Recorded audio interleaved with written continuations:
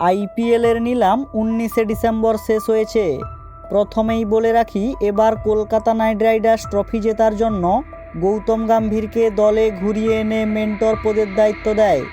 তাই নিলামে গৌতম গম্ভীর তাদের পছন্দের খেলোয়াড়ের জন্য পূর্বের সমস্ত রেকর্ড ভেঙে বিশাল টাকার বিনিময়ে মিচেল স্টার্ককে দলে সামিল করে।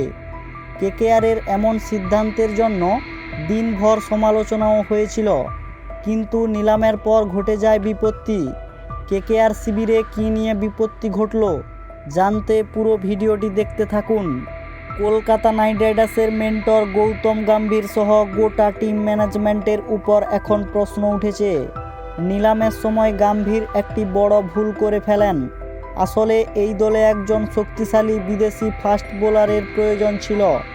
তাই একজন ফাস্ট বোলারকে দলে টানতে প্রায় 25 কোটি টাকা খরচ করে ফেলেন গৌতম গম্ভীর, যা নিয়ে অসন্তোষ তৈরি হয়েছে কেকেআরের মালিক শাহরুখ খানের সঙ্গে। একজন ফাস্ট বোলারের পেছনে এত টাকা ঢেলে মূর্খের মতো কাজ করেছেন গম্ভীর।